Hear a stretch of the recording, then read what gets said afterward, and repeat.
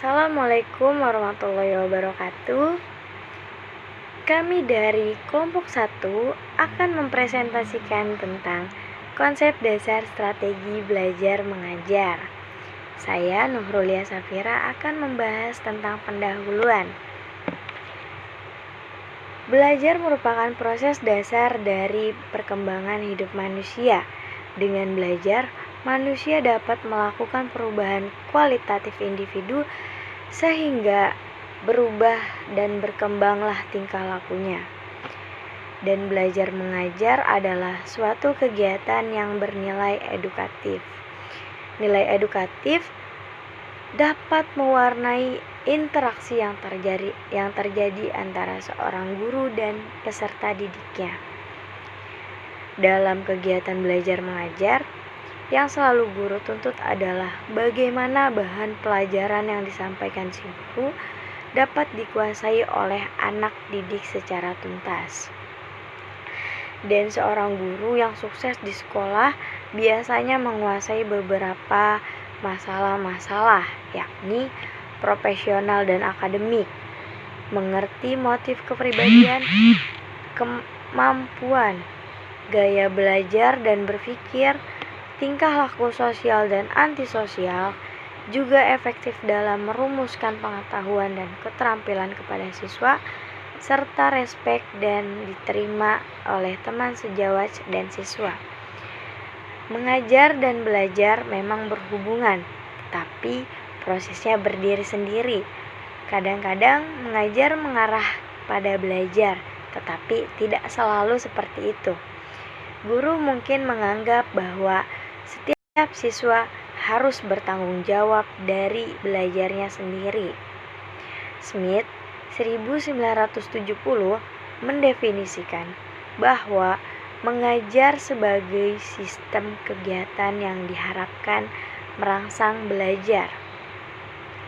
Dan untuk mempermudah belajar, seorang guru harus mempelajari variabel-variabel yang luas dan berpengaruh terhadap kesuksesan proses belajar mengajar. Mengajar di kelas merupakan kegiatan yang saling bertautan secara kompleks antara kejadian dan kegiatan yang terjadi bersamaan. Agar kegiatannya berjalan dengan lancar dan sukses, maka setiap guru akan memiliki strategi belajar yang berbeda-beda. Selanjutnya akan disampaikan oleh Yufliha Sifandini. Selanjutnya kita akan membahas tentang strategi. Apa itu strategi? Strategi berasal dari bahasa Yunani, yaitu strategos atau strategus, yang memiliki arti jenderal atau perwira negara. Nah, dengan demikian dapat dikatakan strategi merupakan suatu rencana kegiatan yang disusun secara sesama untuk mencapai suatu tujuan dengan didukung keterampilan tertentu. Selanjutnya akan dibahas tentang strategi menurut pendapat para ahli. Di antaranya, menurut Shirley dalam buku Mulyani Sumantri dan Johar Permana, dikatakan bahwa strategi adalah keputusan-keputusan bertindak yang diarahkan dan keseluruhannya diperlukan untuk mencapai tujuan. Selanjutnya, lain halnya dengan yang dikatakan oleh J. Salusu dalam buku yang sama, strategi sebagai suatu seni menggunakan kecakapan dan sumber daya untuk mencapai sasarannya melalui hubungan yang efektif dengan lingkungan serta kondisi yang paling menguntungkan. Di buku lain, dikatakan oleh Costa dalam Nuryani bahwa strategi belajar mengajar adalah pola kegiatan pembelajaran yang berurutan yang ditetapkan dari waktu ke waktu dan diarahkan untuk mencapai suatu hasil belajar siswa yang diinginkan. 4 strategi dasar dalam proses belajar mengajar. Di antaranya, yang pertama, kita harus mengidentifikasi perubahan tingkah laku dan kepribadian anak didik, di mana setiap anak adalah istimewa, mereka mempunyai tingkah laku dan kepribadiannya masing-masing. Otomatis dalam proses belajar mengajar kita harus melihat bagaimana cara mereka belajar dan menyesuaikan cara kita mengajar agar dapat diterima dengan baik oleh peserta didik. Strategi kedua yang dapat kita lakukan ialah memilih sistem pendekatan belajar mengajar yang dianggap paling efektif dan paling tepat untuk mencapai sasaran. Pada strategi dasar yang ketiga pula, kita harus memilih dan menetapkan prosedur, metode, serta teknik belajar mengajar yang kita anggap paling sesuai dan paling efektif. Strategi ketiga tadi bertujuan untuk memotivasi peserta didik agar mampu menerapkan pengetahuan serta pengalamannya dalam memecahkan suatu masalah. Selanjutnya, strategi yang keempat ialah menetapkan norma-norma dan batas minimal keberhasilan atau standar keberhasilan. Strategi dasar keempat ini bertujuan agar guru mempunyai pegangan yang dapat dijadikan ukuran untuk menilai sejauh mana keberhasilan tugas-tugas yang telah dilakukannya. Baiklah, di sini saya akan menjelaskan perbedaan model, metode, strategi, pendekatan, dan teknik pembelajaran. Yang pertama ada model pembelajaran. Model pembelajaran merupakan sebuah bentuk pembelajaran yang tergambar sejak awal sampai akhir pembelajaran yang dikemas secara khas oleh seorang pendidik. Selanjutnya ada metode pembelajaran. Metode pembelajaran dapat diartikan sebagai sebuah cara yang dipergunakan dalam pengimplementasian rencana yang telah disusun secara nyata untuk mencapai tujuan pembelajaran. Nah, selanjutnya ada strategi pembelajaran. Strategi pembelajaran merupakan cara-cara tertentu yang dipergunakan secara prosedural dan sistematis dalam suatu pembelajaran dalam rangka meningkatkan hasil dan proses suatu pembelajaran. Nah, yang keempat ada pendekatan pembelajaran. Pendekatan pembelajaran merupakan sudut pandang atau titik tolak guru terhadap proses berlangsungnya pembelajaran. Nah, yang terakhir ada teknik pembelajaran. Teknik pembelajaran biasa dilakukan sebagai sebuah cara yang dilakukan seorang guru dalam meningkatkan atau mengimplementasikan metode pembelajaran secara spesifik. Kemudian selanjutnya saya akan menjelaskan tentang klasifikasi strategi belajar mengajar. Menurut Tabrani Rusyan dan kawan-kawan, terdapat berbagai masalah sehubungan dengan strategi belajar mengajar yang secara keseluruhan diklasifikasikan sebagai berikut. Yang pertama ada konsep dasar strategi belajar mengajar. Konsep dasar ini meliputi berbagai macam. Yang pertama itu menetapkan spesifikasi atau kualifikasi perubahan tingkah laku. Nah, yang kedua ini ada menentukan pilihan tentang berkenan dengan pendekatan terhadap masalah belajar mengajar. Yang ketiga, memilih prosedur, metode, dan teknik belajar mengajar. Jadi setiap kita mau belajar, setiap kita mau mengajar gitu, kita harus memilih dulu nih mau mengambil metode apa dan mau membuat teknik belajar yang bagaimana. Nah, yang terakhir itu ada menetapkan norma dan kriteria keberhasilan kegiatan belajar mengajar. Jadi kita nanti harus netapin si anak ini mau kita bisa ini di mana, seperti itu. Nah, yang kedua ini ada sasaran kegiatan belajar mengajar. Setiap kegiatan belajar mengajar mempunyai sasaran atau tujuan. Tujuan itu bertahap dan berjenjang, mulai dari yang sangat operasional, yakni tujuan instruksi khusus dan tujuan instruksional umum, atau sampai kepada tujuan yang bersifat universal. Jadi sama kembali ke yang tadi, contohnya kita mau buat si anak ini bisa apa, jadi kita harus kalau kita mau mengajar kita harus punya tujuannya mau bisa apa si anaknya, seperti itu. Nah, yang ketiga ini ada belajar mengajar sebagai suatu sistem. Belajar mengajar sebagai suatu sistem instruksional mengacu kepada pengertian sebagai perangkat komponen yang saling bergantung satu sama lain untuk mencapai tujuan. Balik lagi ke tujuan. Sebagai suatu sistem, belajar mengajar meliputi suatu komponen antara lain tujuan, bahan, siswa, guru, metode, situasi, dan evaluasi. Nah, maksudnya apa? Tujuan kayak tadi, tujuannya kita mau apa gitu. Bahan itu bahan ajarnya kita harus nyiapin dulu gimana. Siswanya juga harus ada, gurunya, metodenya, situasi, dan evaluasi. Nah, yang ketiga ada hakikat proses belajar. Belajar adalah proses perubahan perilaku berkat pengalaman dan latihan. Artinya, tujuan kegiatan adalah perubahan tingkah laku, baik yang menyangkut pengetahuan, keterampilan, maupun sikap bahan meliputi segenap aspek organisme atau pribadi. Kegiatan belajar mengajar seperti mengorganisasi pengalaman belajar, mengolah kegiatan belajar mengajar, menilai proses dan hasil belajar kesemuanya termasuk dalam cangkupan tanggung jawab guru. Nah, yang kelima ini ada entering behavior siswa. Hasil kegiatan belajar mengajar tercermin dalam perubahan perilaku baik secara material, substansial, struktural, fungsional, maupun secara behavior.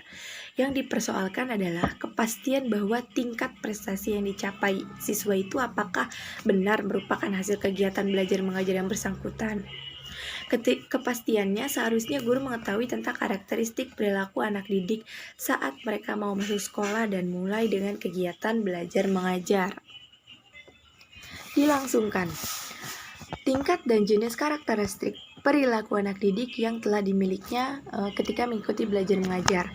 Nah, ini ada menurut Abin Syamsuddin, entering behavior akan dapat didefinisikan dengan cara yang ada dua cara. Yang pertama itu ada secara tradisional dan yang kedua ada secara inovatif. Nah, saya akan menjelaskan yang secara tradisional dulu. Secara tradisional ini telah lazim para guru mulai dengan pertanyaan mengenai bahan yang pernah diberikan sebelumnya menyajikan bahan baru. Nah, maksudnya apa? Jadi sebelumnya guru itu udah pernah ngasih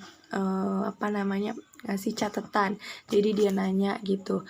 Yang kedua ini ada secara inovatif. Guru tertentu di berbagai lembaga pendidikan yang memiliki atau mengembangkan instrumen pengukuran prestasi belajar dengan menemukan syarat mengadakan pretest sebelum mulai mengikuti program belajar mengajar. Jadi misalkan ada anak baru gitu ya di kelas 2. Jadi kita harus tes dulu nih dia bisakah dia baca, bisakah dia menulis. Kalau misalkan kita udah tahu dia udah cukup materinya sampai di mana, baru kita bisa masukkan dia ke kelas itu. Kalau misalkan masih ada yang kurang gitu, dia misalkan belum bisa baca, jadi kita harus mengejar dulu nih dia bacanya bagaimana, seperti itu. Nah, ada 3 dimensi dari entering behavior yang perlu diketahui oleh guru. Yang pertama itu ada batas lingkup materi pengetahuan yang telah dimiliki dan dikuasai oleh siswa. Nah, yang kayak tadi. Jadi kita harus tahu dulu nih si siswa ini materinya tuh udah sampai mana sih gitu. Nah, yang kedua, tingkatan tahapan materi pengetahuan, terutama kawasan pola-pola sambutan dan kemampuan yang telah dimiliki siswa. Yang ketiga ada persiapan dan kematangan fungsi-fungsi psikofisik. Nah, sebelum kita merencanakan dan melaksanakan kegiatan belajar, guru itu harus dapat menjawab pertanyaan. Pertanyaannya ada apa aja? Yang pertama itu, sejauh mana batas-batas materi pengetahuan yang telah dikuasai oleh dan diketahui oleh siswa yang akan diajar. Sama, jadi kita harus tahu dulu batas udah sampai mana nih siswa ini belajar gitu. Nah, yang kedua ada tingkat dan tahap jenis kemampuan manakah yang telah dicapai dan dikuasai oleh siswa yang bersangkutan. Misal, kita lagi belajar penjumlahan matematika di dalam kelas 2. Materinya itu ada penjumlahan dan pengurangan, menurun dan ke samping. Nah, udah di tingkat mana sih si anak itu belajar seperti itu. Nah, yang ketiga ada apakah siswa sudah cukup siap dan matang untuk menerima bahan dan pola-pola perilaku yang akan diajar. Kalau kita udah tahu tingkatan dia, kita udah tahu dia batasnya udah sampai mana, coba dia udah siap belum untuk menerima bahan dan pola-pola yang akan diajarin lagi. Nah, yang terakhir ini, ada berapa jauh motivasi dan minat belajar yang dimiliki oleh siswa sebelum belajar dimulai. Jadi kita harus tahu dulu nih siswa ini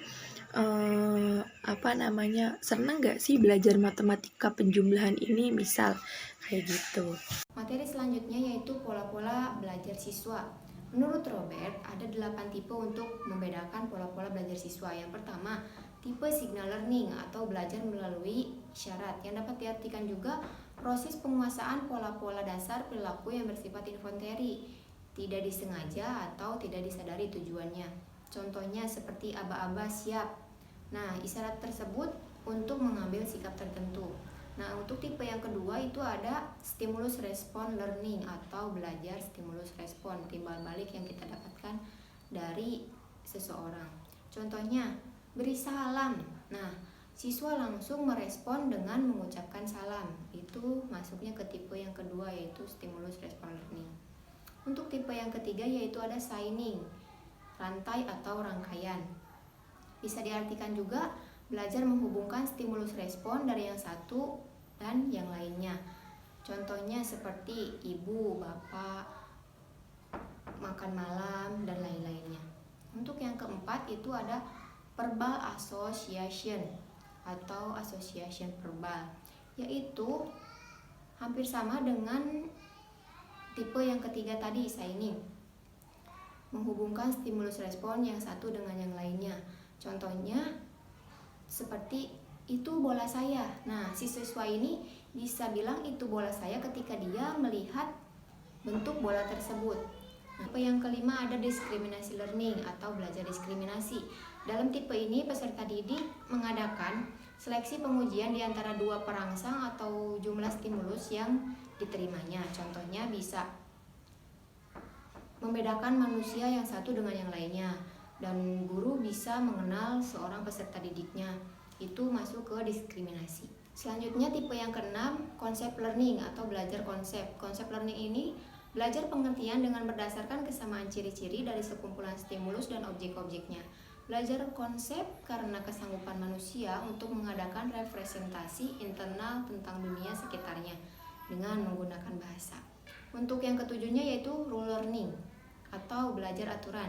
Terdapat dalam pelajaran di sekolah banyak aturan yang harus kita ketahui dan kita taati. Nah, biasanya ada di setiap mata pelajaran. 8 atau yang terakhir yaitu problem solving, pemecahan masalah. Problem solving ini adalah belajar memecahkan masalah. Nah, pada tingkatan ini juga peserta didik belajar merumuskan dan memecahkan sebuah masalah, memberikan respon, rangsangan yang menggambarkan atau membangkitkan situasi masalah yang menggunakan berbagai kaidah yang dikuasainya. F. Memilih sistem belajar siswa. Yang pertama, inquiry discovery learning adalah belajar mencari dan menemukan sendiri dengan mempergunakan teknik pendekatan pemecahan masalah, yaitu A. Stimulation, di mana guru mulai mengajukan persoalan, menyuruh anak didik membaca atau mendengarkan uraian yang membuat permasalahan. Yang B. Problem statement, di mana anak didik diberi kesempatan mengidentifikasi berbagai permasalahan. Yang C.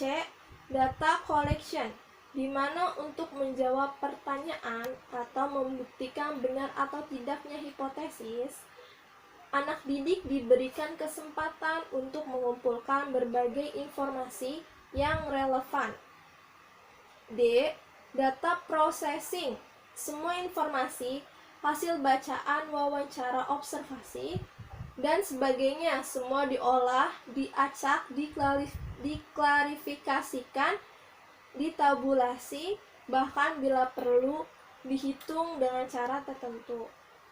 Yang E. Verification atau pembuktian, merupakan hasil pengolahan atau penafsiran atau informasi yang ada pernyataan atau hipotesis yang telah dirumuskan terlebih dahulu, kemudian dicek apakah terbukti atau tidak. F. Generalization, tahap penarikan kesimpulan yang dilakukan anak didik. 2. Expository learning. Dalam sistem ini, guru dapat menyajikan dalam bentuk yang telah dipersiapkan secara rapi, sistematis, dan lengkap, sehingga anak didik tinggal menyimak dan mencernanya secara tertib dan teratur. Secara garis besar, prosedur ini adalah: A. Preparasi. Guru mempersiapkan bahan secara lengkap, secara sistematis, dan rapi. B. Apersepsi. Guru memberikan uraian secara singkat untuk mengarahkan perhatian anak didik kepada materi yang diajarkan. C. Presentasi. Guru menyajikan bahan dengan cara memberikan ceramah atau menyuruh anak didik membaca bahan yang telah disiapkan dari buku tertentu. D. Resitasi. Menyuruh anak didik untuk mengungkapkan kembali pokok-pokok masalah yang telah dipelajari dengan kata-kata sendiri, baik secara lisan maupun tulisan. 3. Mastery learning. Dalam kegiatan mastery learning, guru harus mengusahakan upaya-upaya yang dapat menghantarkan kegiatan anak didik ke arah tercapainya penguasaan penuh terhadap bahan pelajaran yang diberikan. Menurut Ari Kunto, secara garis besar kegiatan pengayaan dapat dibedakan menjadi dua macam, yaitu yang pertama, kegiatan pengayaan yang berhubungan dengan topik modul pokok. Yang kedua, kegiatan pengayaan tidak berhubungan dengan topik modul pokok. Ari Kunto menyatakan, jika ditinjau dari jenis metode, banyaknya metode yang sudah dikenal dapat digunakan untuk mengajar. Di antaranya: A. Metode pemberian tugas dan resistasi. B. Metode diskusi. C. Metode pendekatan proses. D. Metode penemuan. E. Metode kerja kelompok. F. Metode eksperimen. G. Metode tanya jawab. Dan metode lain serta gabungan metode tersebut. 4. Humanistic education. Dalam kenyataan, tidak bisa disangkal bahwa kemampuan dasar kecerdasan para siswa sangat bervariasi secara individu. Maka muncul teori belajar yang menitik beratkan, yang membantu siswa mencapai perwujudan diri sendiri sesuai dengan kemampuan dasar keunikan yang dimilikinya. Pengorganisasian kelompok belajar. Pengorganisasian kelompok belajar itu ada 3, antara lain itu: yang pertama, jumlah 1. Pada situasi yang ekstrim, kelompok belajar itu mungkin untuk pesertanya hanya seorang. Metode yang sesuai mungkin konsep belajar, mengajar tutorial, pengajaran berprogram studi individual. Yang kedua itu ada berjumlah 2 sampai 20 orang. Untuk kelompok kecil sekitar 2 sampai 20 orang, metode belajarnya bisa diskusi atau seminar. Selanjutnya itu yang ketiga, lebih dari 40 orang. Kelompok belajar lebih 40 orang, pesertanya gabungan biasanya disebut dengan audien. Metode belajar mengajarnya adalah kuliah atau ceramah. Yang H, implementasi belajar mengajar. Proses belajar mengajar adalah suatu aspek dari lingkungan sekolah yang diorganisasi. Lingkungan ini diatur serta diawasi agar kegiatan belajar terarah sesuai dengan tujuan pendidikan. Faktor mendukung kondisi belajar mengajar dalam suatu kelas adalah job description. Adapun job description adalah guru dalam implementasi proses pembelajaran. Mengajar adalah perencanaan, pengorganisasian, pengarahan, pengawasan. Itu ada tahap pengelolaan dan pelaksanaan proses belajar mengajar. Adapun yang pertama itu perencanaan. Tahap-tahap perencanaan yang pertama itu menetapkan apa yang mau dilakukan, kapan dan bagaimana cara melakukannya. Yang kedua itu ada mengumpulkan dan menganalisis informasi. Yang ketiga, mempersiapkan dan mengkomunikasikan rencana-rencana dan keputusan. Selanjutnya itu ada pengorganisasian. Adapun tahap pengorganisasian yang pertama itu adalah menyiapkan fasilitas perlengkapan tenaga kerja yang diperlukan. Guru ya, berarti seperti guru, misalnya guru apa yang diperlukan. Selanjutnya yang kedua, membentuk struktur wewenang dan mekanisme koordinasi. Yang ketiga, merumuskan penataan, metode dan prosedur. Selanjutnya itu ada pengarahan. Adapun tahap pengarahan yang pertama itu menyusun kerangka waktu dan biasa secara terperinci. Yang kedua itu mengeluarkan instruksi yang spesifik. Yang ketiga membimbing, motivasi, dan melakukan supervisi. Selanjutnya itu pengawasan. Adapun tahap pengawasan yang pertama itu mengevaluasi pelaksanaan kegiatan dibandingkan dengan rencana. Yang kedua, melaporkan penyimpangan untuk tindakan koreksi dan merumuskan tindakan koreksi, menyusun standar-standar dan saran-saran. Yang ketiga yaitu ada penilaian pekerjaan dan melakukan tindakan koreksi terhadap penyimpangan-penyimpangan. Cukup sekian presentasi dari kelompok kami. Wassalamualaikum warahmatullahi wabarakatuh.